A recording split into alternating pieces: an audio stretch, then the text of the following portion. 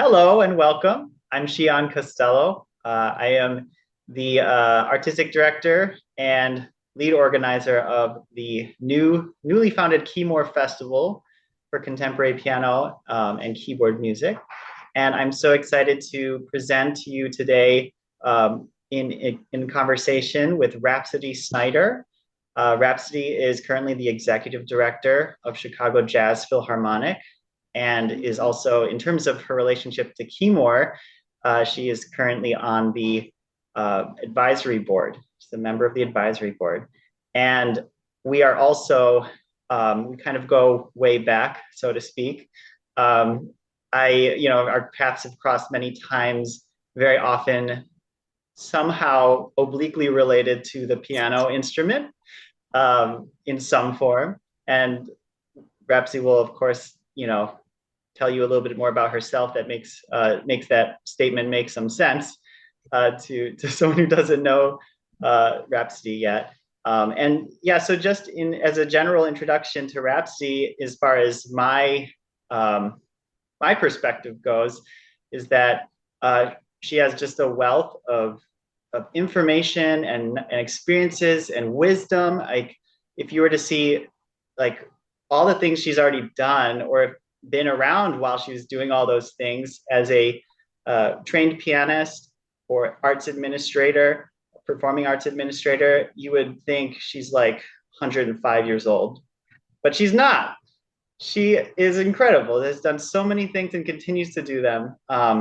And her current role is as the executive director of the Chicago Jazz Philharmonic, like I already mentioned.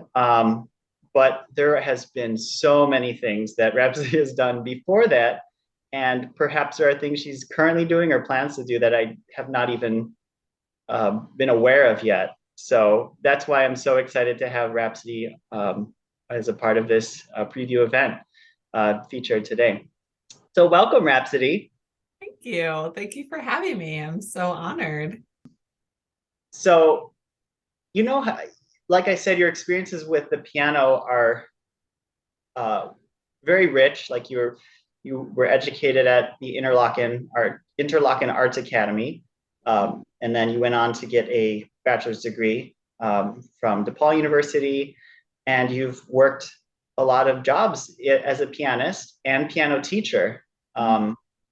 So in addition to all that, like I was saying, we just have so much, the whole interview could just be me trying to like explain to the public what Rhapsody has done, but don't worry, I'll let you talk. But so it went from those early experiences, and then I'm going to focus on piano so that we have some kind of, time limit here. And then you've worked jobs earlier on in your career at Pianoforte Foundation, the Pianoforte Piano Gallery and Studios, known as that now, but at the time, the Pianoforte Foundation of Chicago. And then you also worked at the Steinway and Sons company, which I believe everyone has heard of to some degree. But if you haven't, it's a piano company. Yeah, and and then you've, like I've said, as a teacher and educator, teaching piano or music through the piano. So with all that said, I wanted to see what you thought of when you come across someone, just everyday person, just any person who's kind of has limited experience with the piano as an instrument or pianist, piano culture, and what are some of the disconnects that you find between you and your knowledge in the piano world and what someone might think the piano is? Like one of those memes where, you have like, this is how my mother sees me. This is how my friends see me. This is, how my employer sees me. This is how I see myself. Kind of like that, but for the piano. Like, what are the most common misalignments that you feel like you've come across in your experiences? Yeah, that's such an interesting question. And I think at different times in my life, depending on where I was working, I've had different experience with it. And I think in a nutshell, though, as a teacher, as an administrator, and as a former piano seller, people often think the piano is just fancy. You know, they're big. A lot of people, especially when I worked at Steinway, they just purchased them as pieces of furniture. They did not play, had no intention of playing, will never play. Worked with a lot of designers, really, primarily when I worked there. Um, and so, you know, when we're inside our little bubble of the piano community, we have one really very different feeling about it and idea of what it is. But when I really got outside of it, when I stepped outside of it, I really had to combat a lot of people's fears about, oh, that can't be for me. Um, you know, there's no way I'd ever be able to afford one or X, Y, and Z. And then even within the piano community, if someone can buy a small keyboard, then there's, you know, what's the word I'm looking for? Almost like a snobbery about it, you know, that's not a real instrument. And, you know, they're not going to be able to play everything they should be playing on a keyboard. And all that does is discourage people. And so as an educator, I think, you know, we can advise people that, hey, eventually getting an acoustic piano will increase your technique and your ability should you want to progress. You know, you'll hit a wall at some point. We all know this narrative that we tell our students.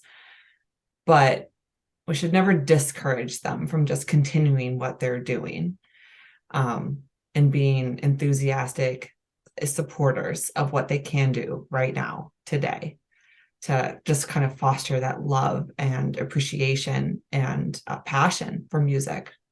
I think that just kind of gets lost. Absolutely. It's so funny when you started by saying the piano is big. I think that was like the funniest, like most like true, like just blanketed observation. And I feel like, you know, for a while I had a piano studio space in the Flatiron Arts Building in Chicago. And it was a very small room, and the piano was like the whole room. And we had open gallery days, you know, every month. And like 85 to 90% of all comments were that, like, this is a huge, like, wow, how did you get this piano here? The same one that's here, by the way. Yeah, people say And, that about the piano in my own house. They're like, how did you get this in here? You know, how did you get this up the stairs? And right. yeah, And you're everyone's, right. But it's like, I thought that was just a funny, like, side note, and then you're going to go on to something else, but it's actually super related. It's like, it's all part of the same statement, is that sort of awe, like in the, like just the size, but like the grandness of it. And it tends to feel like untouchable. You know, and I think part of it is like, it's great to be inspired and in awe of something that is a really like amazing machine. It's like an amazing human accomplishment to create this piece of equipment.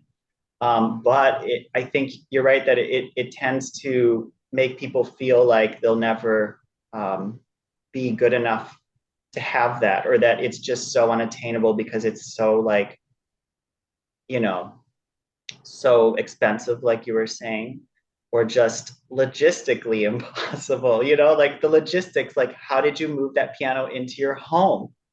Like, right. I didn't even know that was possible, like in terms of physics. So there's a lot to unpack there, you know, on sort of that simple like observation that you come across a lot, is this is a very large instrument. um, and you mentioned like within the piano community. So like follow up to that, you were saying how, you know, we have the outer world that sees the piano community, and then we have the inner understanding of the piano community and the world inside of it.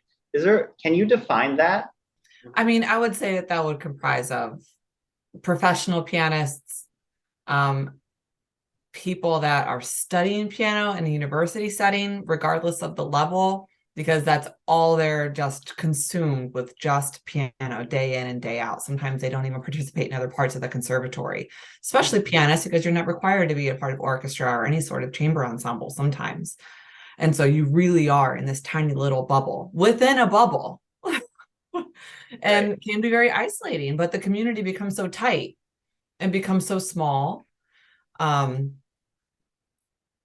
so yeah, I think that's mostly what I mean. I think it can also include, piano teachers, like those that do not teach general music, only focus on, teaching piano regardless of the age, or specifically in piano pedagogy.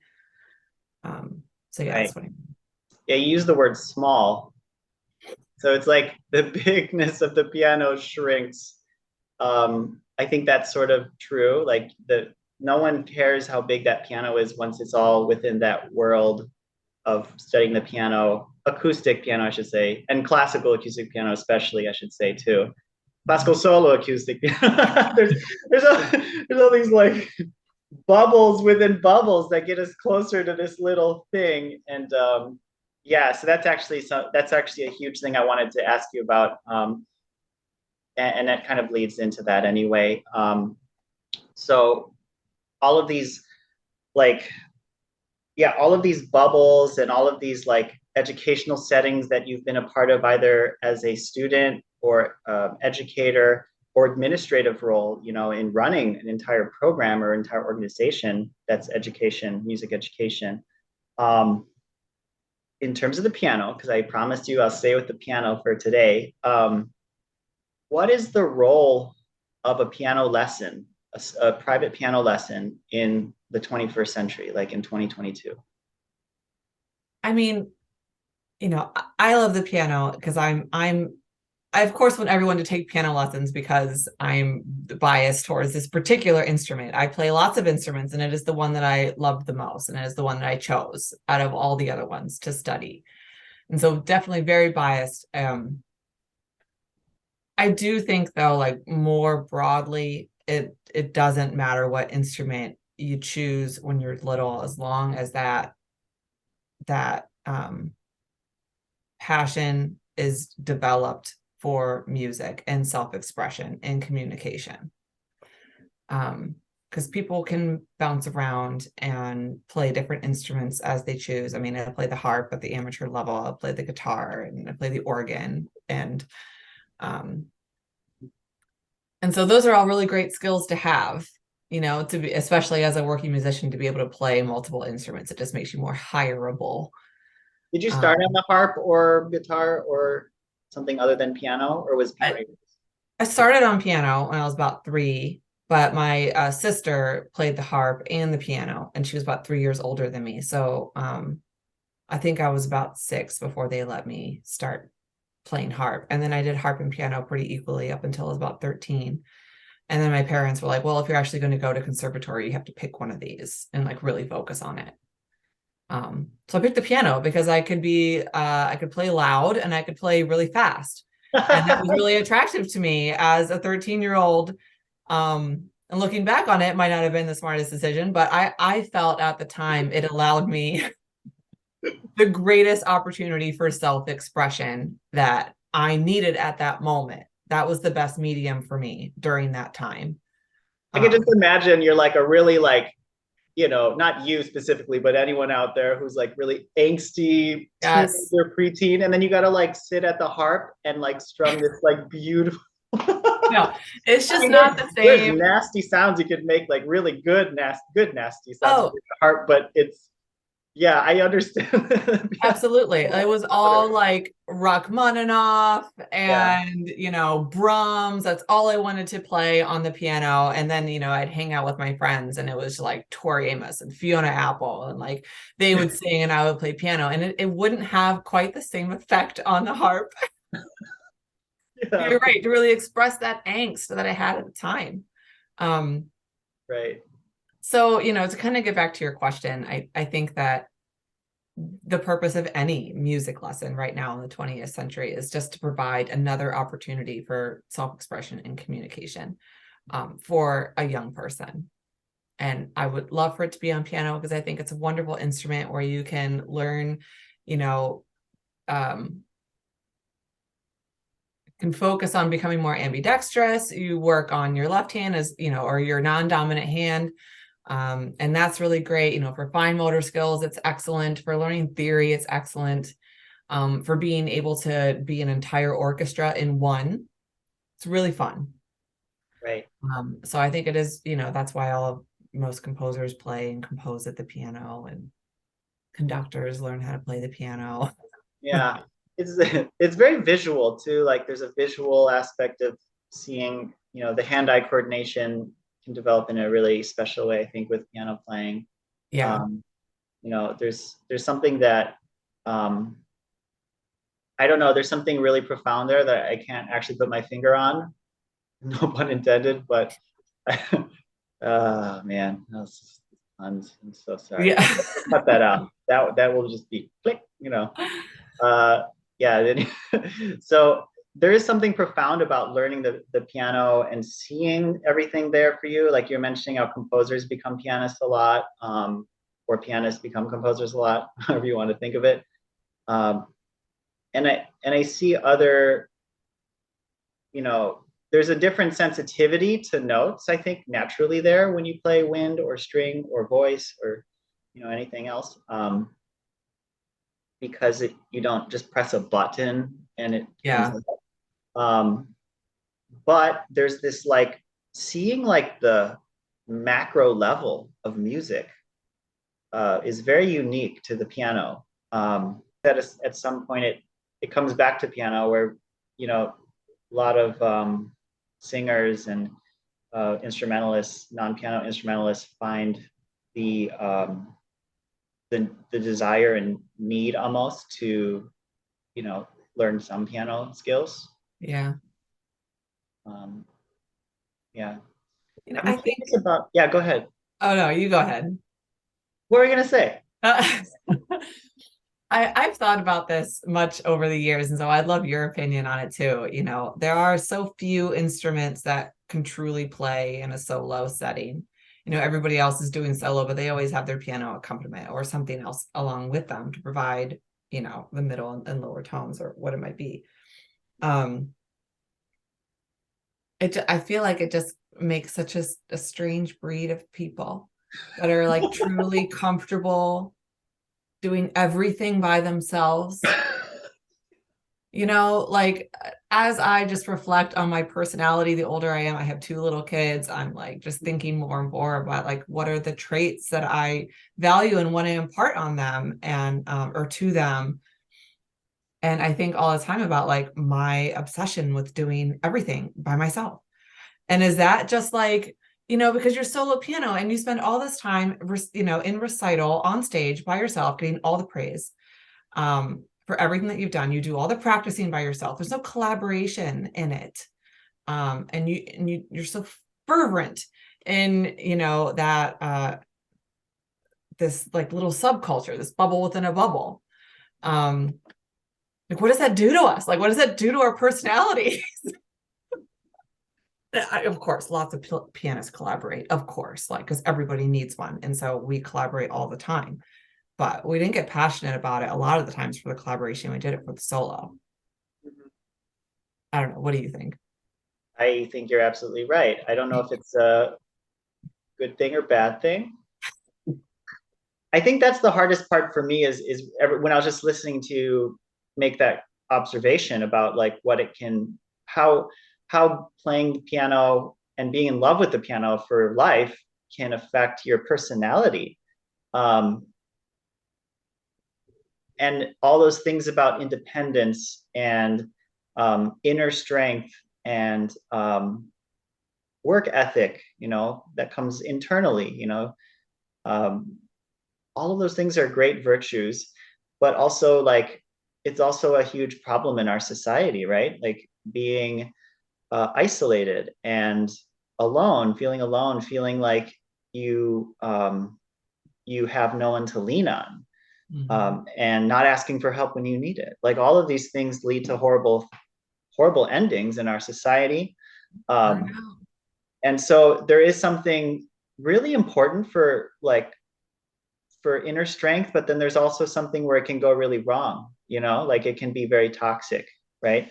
Um, so I guess that would be the ultimate question. Is I think you're right. I think you're absolutely right that that's just a type of that's a thing that we end up becoming when we're pianists, when we love the piano for life, I should say. There's definitely things I would say for people who are in love with the piano or consider being in love with the piano, falling in love, or consider getting their kids to fall in love with the piano or their parents to fall in love with the piano, that it comes with some baggage. Yeah. Like all things do, all personality types come with baggage, but that is definitely a unique piano personality uh, baggage from having a personality that is connected to loving the piano for so long, from for your life, for a lifetime. You know, And an interesting thing, and this is something I wasn't planning to ask, but it just came up, like collaborative piano playing. You know, you mentioned how like our outlet for collaboration is often collaborative playing, or soloist, like or an orchestra, and those are like, I would say solo orchestra is kind of like, you know, solo playing, solo piano playing anyway, but it's like very kind of just like, you know, it happens and it's over, and something's behind you, like a, you know, whatever, to support your soloistic playing. But for collaborative playing, and also known as accompanying, it's okay. That's, I'm not offended by that term. yeah, I don't know if same. you are, Rhapsody, but Yeah. I'm here to whatever. support you. I'm here for you. Yeah, you're accompanying someone that through a thing that they need they need accompaniment for, or collaborative playing, like chamber music, even like, I do think there's often a dynamic where, and this is something I wonder what you think too, but I feel like the dynamics of chamber groups or collaborative settings, like duo settings with piano in it, are either one or the other, where you're like very much a servant and you're never like given leeway on, like you're on your own still in a way. It's up to you to play the notes in the tempo that your collaborator has called out, or in the feeling that your collaborator, or whoever you're accompanying or collaborating with, calls out. Or you're the boss and you get to like, I'm serious, like, or Yeah. you, they look to you for all the answers because Yes. um, maybe you worked with the composer, maybe you wrote the piece yourself, maybe like you have extensive experience in this, you know, in this particular repertoire. Maybe you're older than your collaborators. So all of those things would make you kind of the boss of that situation. But I kind of envy that in a way, because I see the dynamic work very differently within string players. You know, that's probably the most common thing that I observe, like in very close quarters, is like, you know, watching string players talk to one another, or maybe one or two wind players with wind players or other string players. And the way they talk is different from the way I interact with them. And part of it is the way I'm built. I think part of me is thinks in a very inner competitive way, like, oh no, I'm not going to ask for help. I'm not going to ask for help here or time, or I'm just going to practice my butt off for another couple hours and then come back tomorrow's rehearsal ready to go with the tempo that now is going to be happening. It's because someone else wants to sing that line at that certain tempo because it works well for their instrument. So there's like a servitude that kind of I either fall into, or a sort of assertiveness that becomes almost like bossy, or like taking over the situation. Like, let's do this way. This is, you know, do you see this part of the music here? So yeah, it's obviously like a very like almost not even about music at that point. It's really something that a therapist could probably explain way better than we could. But what is your thought on that kind of dynamic that comes from collaborating and playing chamber music, or accompanying or playing collaboratively in any way as a pianist with other instrumentals? Yeah, absolutely. It's such a good point. For me, I feel like it depends greatly on on the situation. You know, if I have assembled or even joined a chamber ensemble, chamber group, piano trio, whatever it may be, like that is going to be that more collaborative nature. Violinist wants this passage to be at this tempo, and we're going to go back and forth and we're going to discuss it and the merits of both, and you know, just the technical ability of both, and so on and so forth. It's going to be more of that, you know, we're going to come together as one unit and make decisions. But also in the moment of performance, we're going to follow one another no matter what, right? We're going to be passing energy back and forth to each other. We're going to be in the moment so intently, right? Because that's what it's all about, is that communication, like through energy and sharing that with the audience. I have definitely taken that more submissive role. If like someone has hired me to play for their recital, fine. Right. I'm here for you. That's my role. It's going to be a great performance. I'm going to follow you. It's going to be the best follow ever. We are going to be one. But you're the star of the show. This is for you. And I have absolutely no problems doing that. So for me, it just kind of depends on what situation it is. Mm-hmm. I don't try to do the same thing at each one, because I mean, each situation and each person calls for a different response. Right. I think that's one of the most exciting parts about being a pianist, is you have that access in that way just to such diverse musical experiences. Yeah. I think that's such a powerful thing that other instruments don't necessarily get. You know, for you, how does the piano kind of follow your life's path? And how did you start at the beginning? Start at the beginning, like day one, when you were born. How did you think about the piano? And take me through that journey with the piano, because for me, my relationship to the piano has changed several times throughout my life. I didn't even decide to like study the piano seriously until 22, 21, no, 20, 21. Wow. I started piano lessons at 5, but there's a lot of stuff that happened between 5 and 21, like tons of stuff.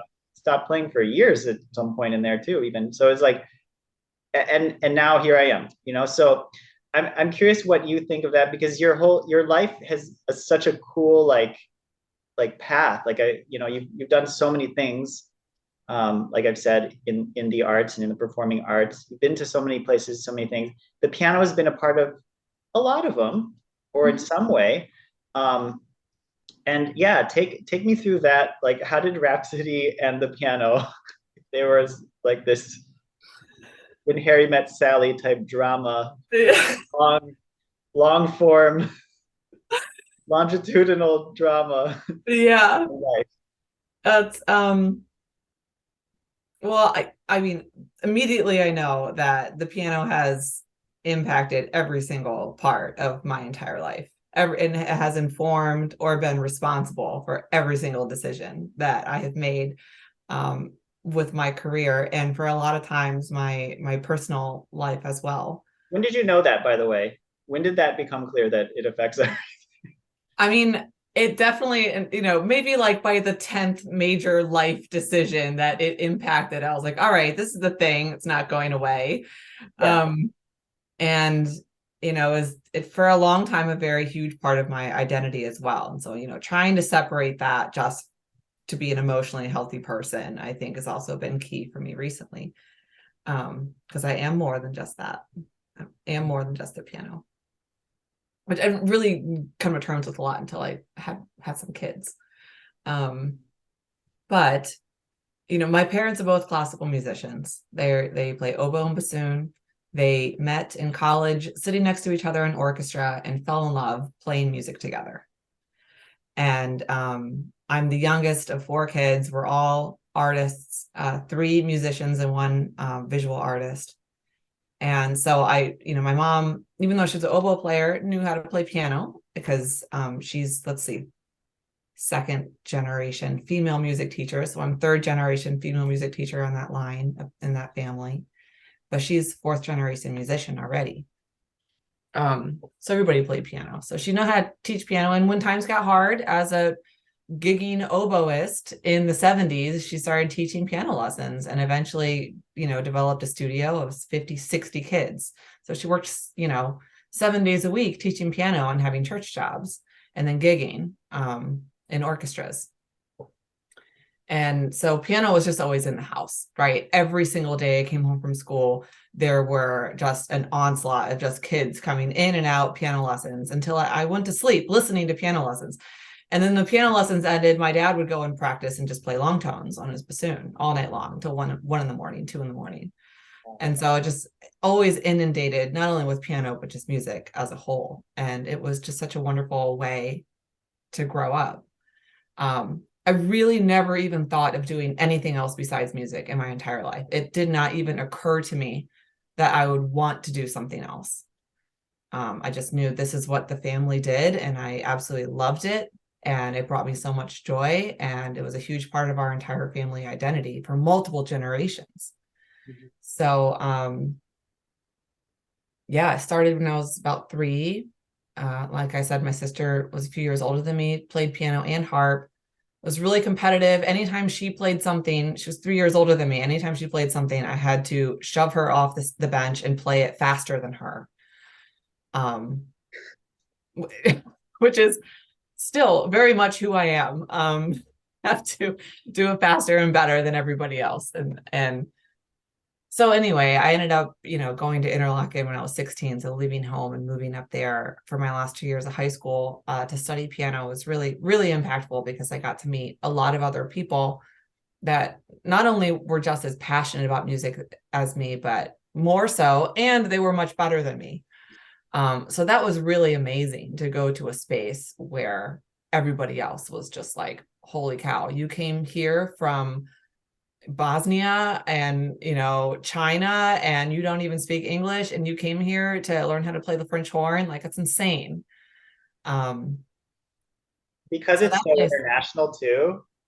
yeah, Um, it's very international. yeah, did it feel like you were still kind of, I mean, moving from your home, Maryland, right? Yeah, yeah. And then over to Michigan is a big change, life change. And then but then you're alongside people who don't even know the language yet. So Yeah, it was amazing. It was very different than where I grew up, and to have so much diversity in such a small place was amazing. So it was like 400 people there, and we just lived and breathed the arts. in an And I felt unlikely location too, in a way. in a very isolated location where it snowed like 10 months out of the year. Um, that place totally transformed my life and my perspective on my own ability, what the arts is, and how impactful it can be to a human being. Um, so I would have never left home if it hadn't been for piano. I would have never gone there. And then I came to Chicago to go to undergrad. I had a scholarship to study piano performance at DePaul. I did that for a few years, and then I changed my major to get a BA. So it was around that time that I was like, all right, I really don't think a Bachelor of Arts or a performance degree in piano is going to really serve me. And so decided to switch my major so that I could study a lot of other things. Got a minor in religious studies and took a lot of other academics just to try to diversify myself because I really felt isolated in this tiny little piano bubble. So, piano brought me to Chicago, and that's just where I've stayed. I've been here, 17, 18 years now. Um, Met my husband, got married, had some kids. It's all because of piano. It's all because, piano brought me here. Right. But it was my piano teacher at DePaul who connected me with pianoforte, and that was my first administrative job out of college. So I was the program coordinator for like 3.5 years, and that was my introduction to small arts, performing arts nonprofit, and that was a piano-centric, piano-focused nonprofit, which we did about 60 concerts a year. I mean, it was nuts. To produce that many concerts each year. I can't imagine that now, being an executive director of an orchestra. So that was really great to be so connected with the piano community there.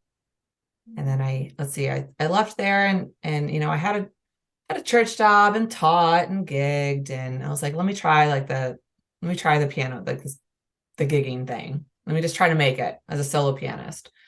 And I did that for a few years. And then I think it was Steinway that popped up. So through the piano community, got introduced to Gordon over at Steinway, and yeah, that was a really amazing job. That connected me to, let's see, I was the institutional manager for all of Northern Illinois. So every hospital, every university, every elementary school, any institution that needed a piano, I was that person. Community centers, nursing homes, and you named it. So it was really, that was my opportunity to get, to really connect on a community level with so many different types of service organizations and educational organizations. And so then that really kind of struck a chord with me that, like, even though my day to day was selling pianos and I am just a number on a spreadsheet of hundreds of other piano salespeople across the entire globe for Steinway, and my performance is measured by how high or low my name is on that spreadsheet at any given month when the sales reports come out.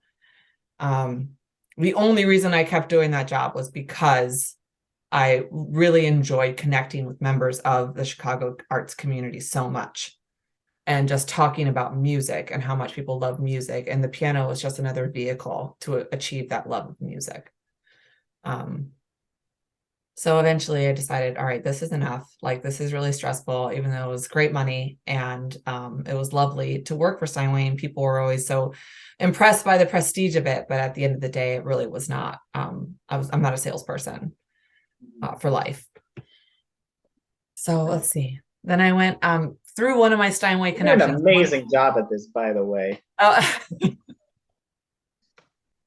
trying to keep it concise, but like, yeah, this is great. No, you were like actually very concise for a huge question. Keep it going. Okay. Yeah. Okay, good. What happened next? Well, one of my clients was the School of Performing Arts in Naperville. They had leased 10 Steinway uprights from us. And I just reached out to the owner at the time and was like, I'm thinking about shifting my career, and I've been in sales for so long, and what do you think? And she was like, come work for me. And so then I decided to go out there and be I was the music department director of the School of Performing Arts. So it was a pretty small department, maybe 300-400 students, of a big school that was primarily a dance school, but it was a performing arts school, for K through 12. And that was really wonderful. And I was there for a long time, and I absolutely loved it. And that was a lot of like enacting. That's where I kind of perfected a lot of my systems, and learning how to manage people is a lot of what I did there as well. And that was a steep learning curve. Before then, I've really just kind of been doing my own thing. And pianoforte was really small. I just kind of did my own thing. And then I was self-employed. And then I did sales. So not a whole lot of collaboration in all of those fronts. And so after that, then I was recruited to Francisco's new music school. He came and found me and was like, come work for me. Which worked out really nicely because I decided I want to go back to grad school at that time. And so I wanted to be back in the city. And I got my degree from Roosevelt University. I got my master's in performing arts administration, which is a specialty program for people that want to be executive leadership in orchestras. And so I did that while I worked full-time at New Music School. And that was a really, really great experience. And that worked out well. I knew Francisco because he's a pianist. Right. So that's how I got connected with him, and just kind of knew him from bopping about the city. And then from there, I went off on to the Chicago Philharmonic and was their community engagement and executive support manager for about 2.5 years. So right after I got that master's degree, it really did not take me very long at all to get a job in orchestra. So that was really exciting. And then I ended up getting laid off because of the pandemic. They really cut almost half their staff during the pandemic. And I was, 5 months pregnant with my second kid at the time. And then, and then Chicago Phil just kind of popped up out of nowhere. Chicago Jazz Philharmonic, excuse me, shortly after. So, piano and being connected with the piano community really, really kind of was the whole reason behind every single one of those moves. The one thing I learned from my sales position is that you just always, like, never burn any bridges, even if people are horribly mean and rude to you. Don't burn any bridges ever, because you never know when someone's going to come back into your purview, and you don't want them to have a bad taste in their mouth, because they will have forgotten that they were mean and rude if they're going around being mean and rude to people that they don't even really know. And yeah, to just really like make a good impression on everyone, and just be kind and thoughtful. And it has really gotten me far, because my network, everyone just, they tell me they like working with me. And that's it. Yeah. So Well, just building that good reputation, I think, for me was everything. Mhm.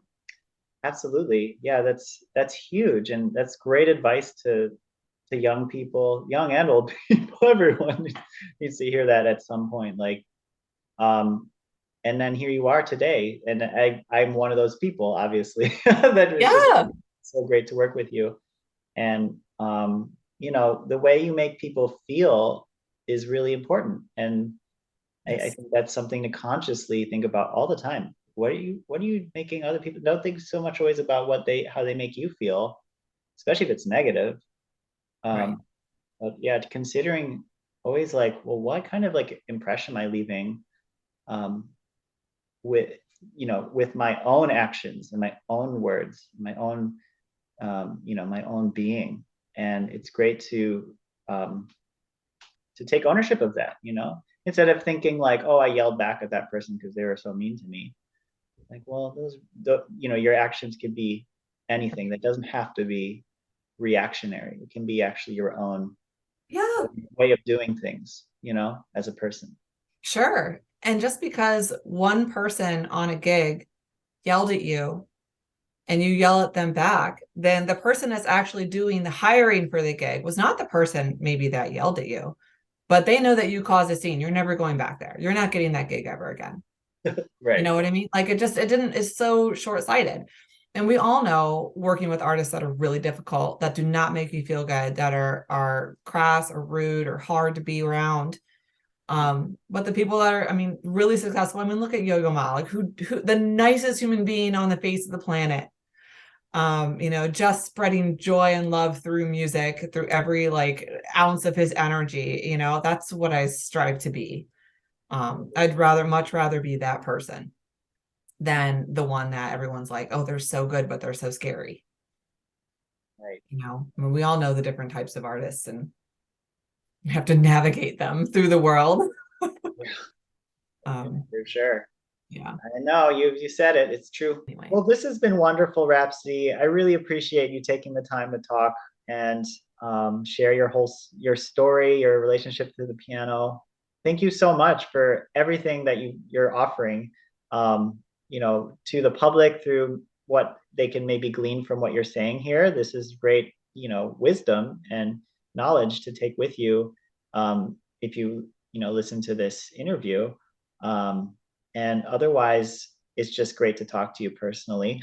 So I really enjoyed spending time getting to getting an excuse to really sit down and dig into things that I don't get to talk to you about in depth.